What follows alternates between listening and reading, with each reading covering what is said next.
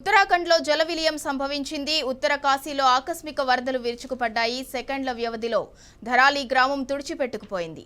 ఇల్లు, హోటళ్లు, కార్లు వరదలో కొట్టుకుపోయాయి. ఈ జల ప్రళయంలో 4 మృతి చెందగా సుమారు 60 నుంచి 70 మంది గల్లంతయ్యారు.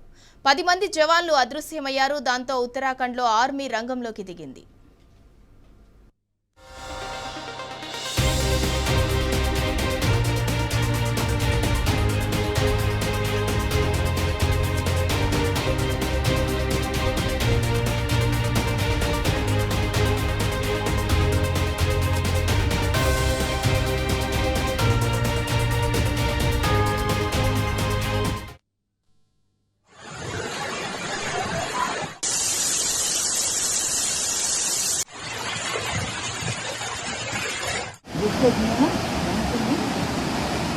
ఉత్తరాఖండ్లోని ఉత్తర కాశీలో వచ్చిన ఆకస్మిక వరదల కారణంగా ధరాలిలోని హర్సిల్ ఆర్మీ బేస్ క్యాంపు కొట్టుకుపోయింది.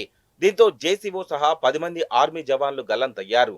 ఇదిలా ఉంటే ఈ వరదల్లో మునిగి 5 చనిపోయారు. దాదాపు 50 మంది పౌరులు గల్లంతయ్యారు. క్లౌడ్ బరస్ట్ కారణంగా ఉత్తర కాశీ జిల్లాలోని కుండపోత వర్షాలు కురుస్తున్నాయి. భారీ వర్షాల కారణంగా మంగళవారం ఉదయం ఖీర్ గంగా నది ఒక్కసారిగా విరుచుకుపడి ఆకస్మిక వరదలు సంభవించాయి.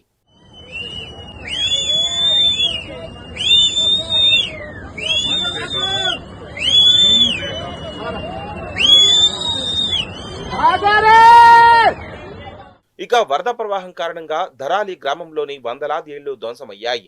హోటళ్లు, దుకాణాలు నదిలో కొట్టుకుపోయాయి. 60 మందికి పైగా వరదల్లో కొట్టుకుపోయారనే సమాచారం అందుకున్న ఆర్మీ, ఐటీబీపీ, ఎన్డీఆర్ఎఫ్, ఎస్డీఆర్ఎఫ్ బృందాలు రంగంలోకి దిగి వరద ప్రవాహ ప్రాంతాల్లో సహాయక చర్యలు చేపట్టాయి.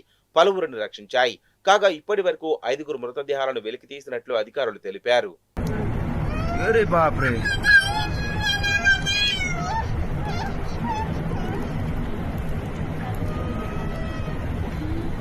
ఇదిలా ఉంటే ఉత్తర కాశీలోని వరదలపై ప్రధాని మోదీ తీవ్ర విచారం వ్యక్తం చేశారు. ఉత్తర కాశీలోని ధరాలి గ్రామాన్ని వరదలు ముంచెత్తడం విచారకరం. బాధితులంతా క్షేమంగా ఉండాలని కోరుకుంటున్నానని తెలిపారు. అలాగే ఉత్తరాఖండ్ సీఎం పుష్కర్ సింగ్ ధామీకి ఫోన్ చేసిన ఆయన సహాయక చర్యల గురించి అడిగి తెలుసుకున్నారు.